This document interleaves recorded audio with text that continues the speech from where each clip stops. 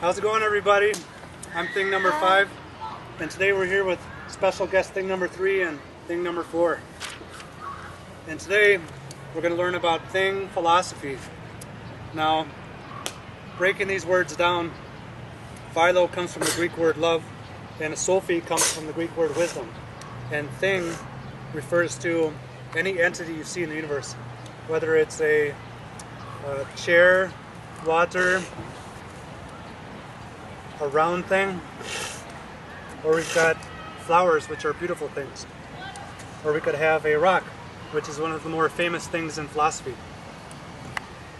So thing philosophy is the love of wisdom of the view of the universe in terms of things. Everybody got it? Yeah. Okay. So the first stopping point in thing philosophy comes to us from the Greeks.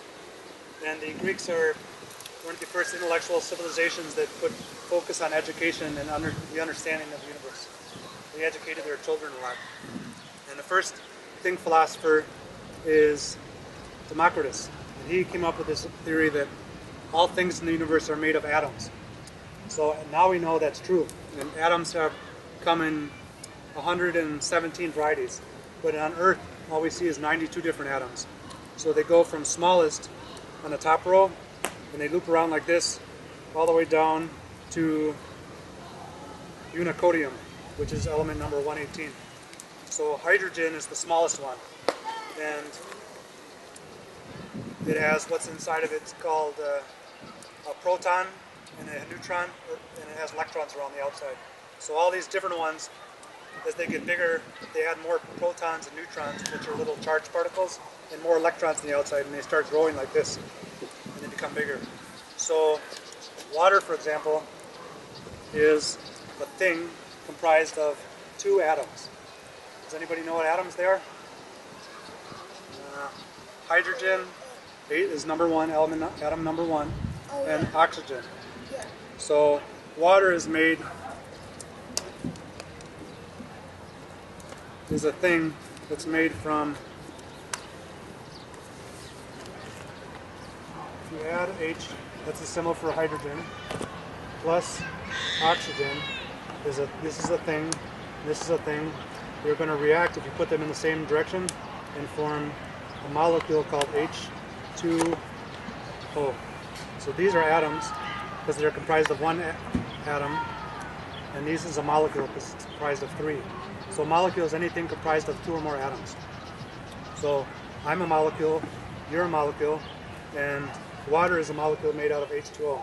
And this right here is the chemical reaction. That's the force of the reaction when things combine together. So, for example, when your parents combine together, just like in the diagram, this is the male human molecule. It came in the vicinity of the female human molecule, and they had a reaction and formed what's called the marriage couple, or the dihumanide molecule. So it's M, F, and there's a bond here. Question? Because the wife and the husband, or male and female, get married and then they have a child, right? That's a different type of reaction, but this is the simple one. This is before they have the child. This is just the combination reaction. The child is called this one. This is called double displacement reaction. So there's the male, there's the female molecule, and they react, and there's the symbol for the chemical reaction, and they form the child. This is one molecule, and when they're bonded together, they're another molecule, AB, which is called the dihumanide molecule. Di means 2, human means human, and molecule means what? It means like, remember, this is a molecule. yeah, what's it called again? Anything comprised of 2 or more atoms. H2O. Yeah, exactly. Alright, so now humans are comprised, similar to water. So just to review, how many atoms what is water comprised of? Water is comprised of hydrogen. All of these words are hydrogen. What's this symbol here? The whole oxygen. Oh yeah, oxygen. Oxygen. So oxygen is in the air we breathe. And so So water is comprised of 2 atoms. It's a thing comprised of 2 atoms. Now humans, by comparison, are a thing comprised of 26 atoms. And they're all shown here, the ones that are in color. Now, and it goes from hydrogen. B is the symbol of boron. Now carbon is the main symbol for carbon is the atom, the thing that makes us think. Carbon looks like this.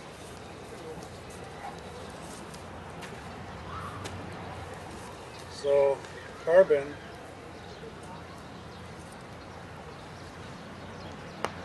symbol C.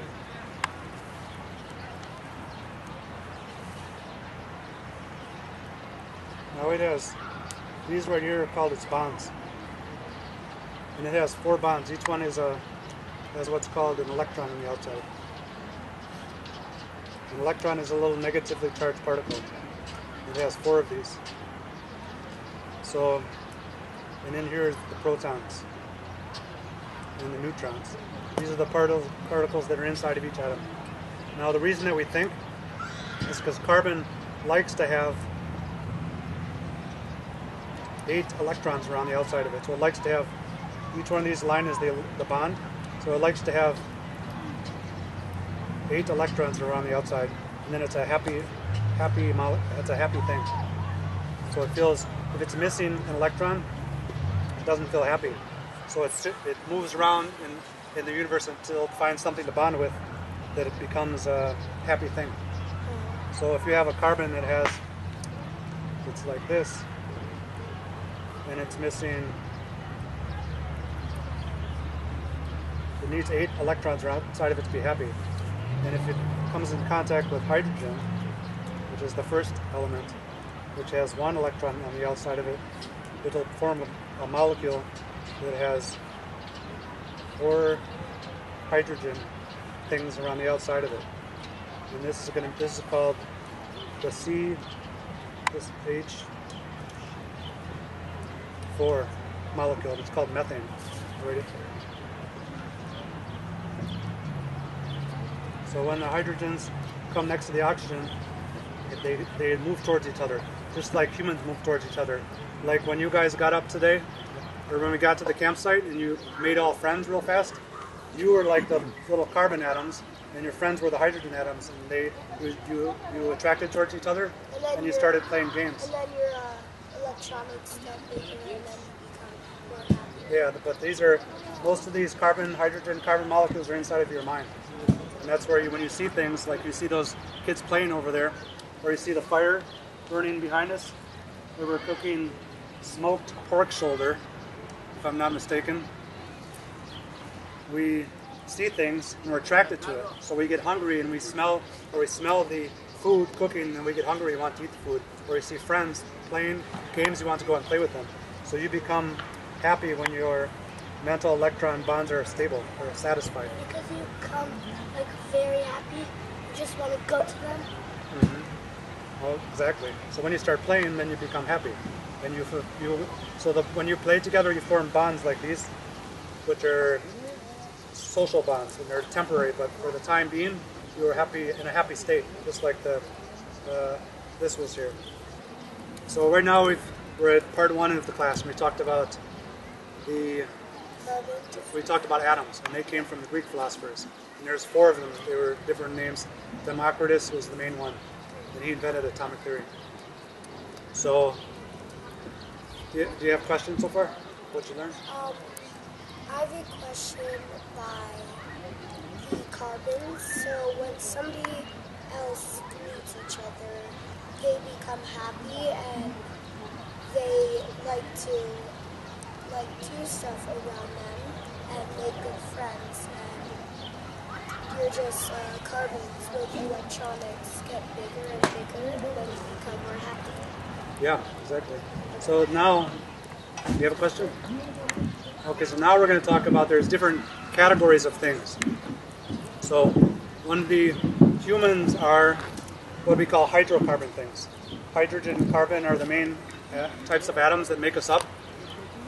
Now, when you get to a different type of thing, like the wood here is also a hydrocarbon thing because it comes from the tree right here, all the trees right here, and the trees grow, so they're growing things similar to us. So we're kind of related to trees, and they have hydrogen. They're mostly made of carbon and hydrogen, the C atom and the H atom. But now, a different type of thing is a rock. Now, when the kids came and played, when the kids came and played in their games, the rock didn't move to go play with the kids because it's already happy sitting here. So, when you get older, you might read poetry. You know what poetry is? Poems? Yeah, I actually do poetry in my class. Okay. So A rock won't move because it's already happy where it is. Yeah. And it doesn't want to move because it's very happy. Exactly. Now the difference between, so there was a famous poet named John Ruskin, and he said he famously said the rock is a good sitter. So the rock likes to sit on the ground. Now the difference between us and the rock is that a rock is made of carbon, but it's also made of carbon and aluminum and silicon. So aluminum right here is this one right here. It's called Al, then it's number 13. And silicon is number 14. That means it has 14 electrons around the outside of it and has 14 protons in the inside. So we're hydrocarbon things, like the trees, and we move around and we like to react with things. But the rock is happy because it's all of its electrons are stable, and it has different atoms inside of it. So aluminum is an atom that we don't have in us. So it's a thing. We're similar to the rock as a thing, but it's different than us because it has different atoms inside of it. So it gives it a different nature. Wait, so you're saying that, like, all of the things that we're learning about, they, like, the props that we have right here, or anything like that, they're all atoms inside of them. So everything around us is molecules and atoms and carbons. Yeah, exactly. So, for example, the wood right here is comprised of mostly carbon, which is element number 6 right there. That means it has 6 protons inside of it and 6 electrons around the outside. And it's made of hydrogen. Now, when the rock, just like when you reacted with the kids playing, and you went and started your reaction and they gave up energy, kind of like you had fun playing the game, and when the wood gets to a certain state, like the fire over here, the fire burning, the carbon and the hydrogen that's inside the wood is reacting with oxygen in the air. The air is comprised of these types of elements here. Is that why it's making them smoke? Yeah, it's giving off flames. So sometimes when you react with people, we're made of carbon and hydrogen. Now, humans are made out of this, plus 26 other types of atoms, the 24. Now the wood, A is for atoms, so we're made of carbon and hydrogen plus 24 extra types of atoms. Now the wood is made out of carbon and hydrogen plus about 10 different types of atoms. But the wood right here, it likes to react with, now air is made of these kinds of atoms. It's made of oxygen and nitrogen. This is what air is. So everything, when we breathe in air, it's made out of oxygen and nitrogen. And this is wood. So the wood is kind of like you, when we got to the campsite, you were in the wood is in a certain state where if a little bit of flame comes in, it's going to react with the oxygen and nitrogen, or mostly the oxygen, and it's going to have this reaction. It's going to form CH. The wood is going to react with O2, and this is the reaction arrow. Just like when you played together, this is you, and this is the kids you saw today. And the light sparked the reaction, just like when thing number 1 took the match and sparked the wood to start burning. That's the light. That's the energy that sparked the reaction. It forms this thing. It forms methane, CH4 plus CO2. Now these are both, or it forms methane plus carbon dioxide plus water. So this reaction, the wood burning, it reacts with the oxygen in the air. It's the same of you guys reacting with the kids. So, okay, that's now we got the stage 2 of the class. Do you have anybody have any questions so far about thing philosophy? Well, this is not really a question, but speaking of oxygen, I knew that inside trees, able for us to breathe, oxygen is inside the wood that like the leaves on trees from everything is oxygen coming out, and if we don't have any trees or plants or stuff, smart. we won't be able to breathe. Exactly. The way we breathe oxygen, the trees breathe nitrogen. So remember how we talked about how air is comprised of these two molecules? The two means there's the two oxygen atoms are bonded to each other like this. The nitrogen is, I can't do the formula off the top of my head, but when the trees breathe, they breathe in the oxygen, they breathe in the nitrogen, and they give off oxygen to us. So like if someone breaks all of the trees and all of the plants, we will not be able to breathe and we will die. yeah, so like if you go to Mars right now, do you know what Mars is? You couldn't breathe and Yeah, you would die. you can't breathe because they don't have trees. And also it's really cold there in outer space. Why astronauts wear helmets?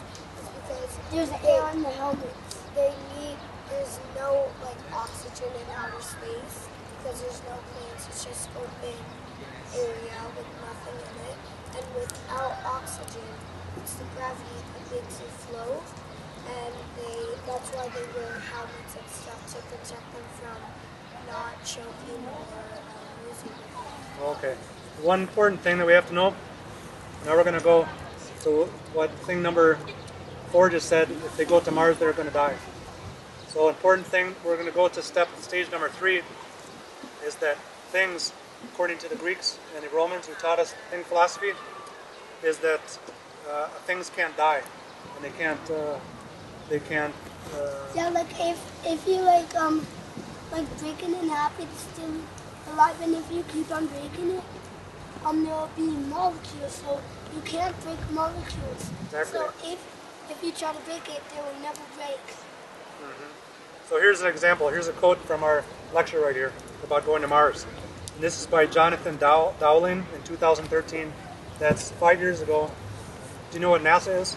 Yes, it's a type of team that are an astronaut.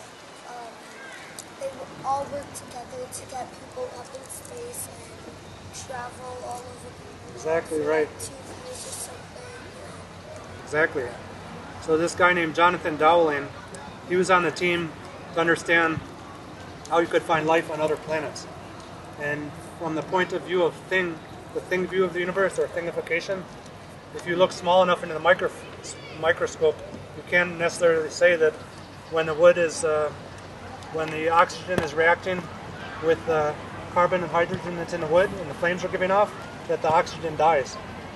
The little O2 molecule. Because the fire is burning. Well, oxygen is a molecule like this, O2, just like we're molecules. So when the oxygen burns, it transforms, and the energy of the oxygen molecule is conserved in the universe. So that means when all the things that you do, and when you go through the rest of your days, whatever you do, good or bad or positive, to help the community, all that energy is conserved and it gets transferred into the universe. So let's see what this guy says, this Jonathan Dowling. They hired him in 2004 to build a life detection device. And he says there is no such thing as life. So he says things can't be alive. So the important thing to remember about things is that things can react together and they can form new structures. Like when your parents reacted together to form you, you are a new thing. You became thing 3, and you became thing 4, and you're new things in the universe. But like if like someone doesn't marries another person, they won't have a baby. But if they do marry persons, Yeah. they will have a baby. Yeah. About 80. And that baby will be a thing. Yeah, a new thing. It'll also be a beautiful thing. So we're talking about beauty. So over here, we'll talk about how some things can be beautiful and some things can't be beautiful. So what do you have in your hand, number 4? I have a flower. And is it beautiful or is it not beautiful? It's a beautiful. So There we go. It represents beauty. Well, It some represents beauty. things can be beautiful because we're related to the flower, because we're made out of carbon and hydrogen just like the flower. It's related to us. It's kind of like family, and we see it as beautiful. But by comparison, if we pick up this dirt right here, we don't think it is. Do you think it's more beautiful or less beautiful than the flower? And if you pick up this, Yeah, if you that's pick up not dirt, beautiful. yeah, the dirty trash, that somebody just left us here. And That's not beautiful. Yeah. So the But difference this- between But this is beautiful. these are one beautiful thing, and so you can understand beauty of different things based on your relatedness to it and also how it reacts with the universe. And if it's some things like a rock necessarily isn't some people say keep rocks as pets, and a rock can either be beautiful or not beautiful depending on what you think about it in terms of the reactions the rock Like has. if someone thinks that rocks are beautiful, it's their decision. Well, like for an example, there is a river all over our campsite, and it has a bunch of rocks in it, which makes it also look very beautiful with the water. And so sometimes rocks can be beautiful to like put around your house or anything like that. So sometimes they're beautiful, sometimes they're not. Exactly. Everything around it. With And your- sometimes trees are beautiful, and sometimes they're not. There we go. You two are a couple of smart things. So now before we go on to the next, we're gonna read some of these quotes from famous thing philosophers to round the class off, and then we'll be getting close to being done.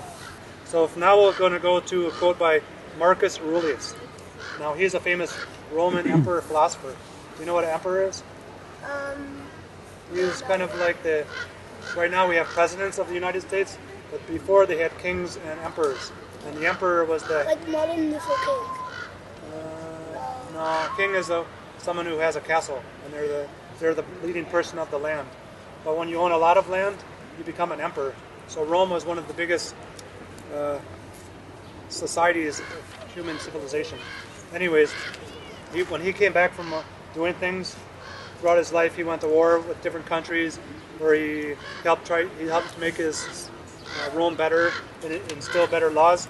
He wrote in his book a book called Meditations of the notes, things he had learned every day. So a famous quote of his, this comes from the movie Silence of the Lambs. And Can I ask something? yeah. So, speaking of meditation, thing number 3 and thing number 1, we both kind of do meditating a lot every day, and the meditating that we kind of do is breathing and making ourselves feel a little bit better, because for one example, I was walking down with no shoes on and it was really hot on the floor. Thing number 1 told me that you should breathe and just, I forgot a little bit, but breathe and, what was it again? Thing number 1? Breathe And steal yourself. yeah, it's called stealing yourself. And What does that mean? it means that if you feel like if you're in your body, you're made out of still molecules and atoms, right? And you feel like that your body's a little bit hurting or something. You want to breathe and tighten your chest, and it will feel a little bit better. And at some point, it will go away the pain and everything, and that's what it's for. Question? thing is like these or these. Exactly. And these things are all made out of molecules. The molecules, you could play with them. You could play with molecules, Exactly. but you can't see molecules. You can see, it depends on the molecule. Like you can't see oxygen as a molecule, but you can't see it. Yeah, but like this. If you can touch something, it's a molecule. This is a thing, Thing, yeah. and a thing is a molecule. A molecule, it's, you don't see it, but this molecules are not attached. They're kind of spread it apart. Yeah. But Atoms don't really touch each It other. looks like that they're attached. Exactly. They're actually not. Only molecules can see it, but not humans, because look, it feels like that it's attached. It's actually not. Yeah, you have to use a special microscope. It's called a scanning tunneling electron microscope, and you can see the thing. You can see where the atoms are. Now this is real important part of the class. I'm going to read a quote here by Buckminster Fuller from 1970. He's famous for making geodesic domes, which are houses that are shaped in they have 50 different sizes. But anyways, kind of like a golf ball. But he wrote a book called "I Seem to Be a Verb." A verb. You know what verb is versus a noun?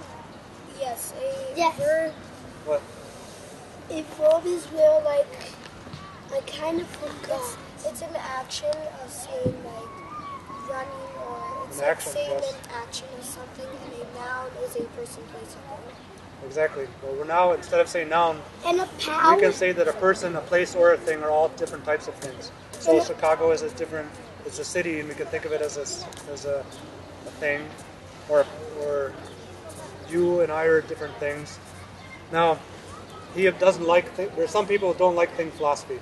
They're going to say, well, so he's a person who doesn't like thing philosophy, and he says, I am not a thing, I am a noun. He says, I seem to be a verb. So now I'm going to tell you, we're almost done with the class. So we're going to tell you, this is an important point to know. The difference between the rock and the human. The rock doesn't have a verb unless we move it. So for example, this guy says, I'm not a thing. He says, I'm not a thing, a noun. He says, I seem to be a verb, an evolutionary process or an integral function of the universe. So he believes that he's not a thing, he's a verb. And he believes that he considers action to be the root of his philosophy. Now, things can also have action too. So, for example, let me take the rock kind for a So thing. you're saying that a thing could also be a verb at the same time. Well, like verb is something ball. that describes the action of a thing. Like a ball could be action too. Look, if you drop it, it could roll, Okay, so here I'll give you one example. Here's the and it could bounce. the entities that work on things in the universe are 4 types of forces. Now, if I hold the rock above the ground, there's a gravitational force that's going to pull the rock to the ground, and the gravitational force is also going to pull the earth up to the ground. And this is called the gravitational potential. So what's going to happen when I drop it? It'll go fast down on the ground, and the earth will kind of move the rock. And also the rock will move the earth. So if I drop that, the rock goes down, and the earth moves up, and they both pull towards each other. Now so that force is called the gravitational force, and it's a verb force. And if you have a magnet, a circle one, then you have a tube magnet, and you drop it down, it goes slowly. But if you just have a rock and you drop it, it goes fast. Exactly. So, question?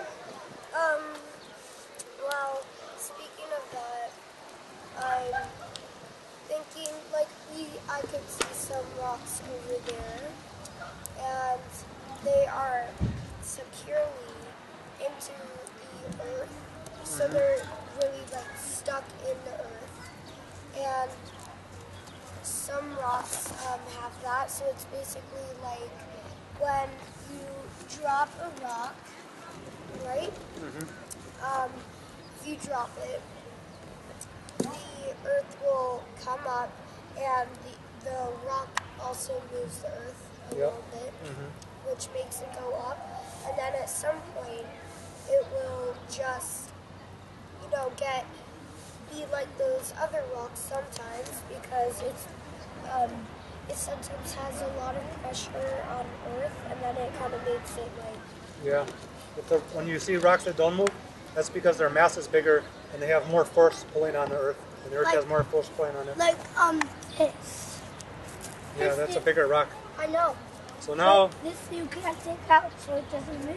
okay, that's a good. You guys are smart.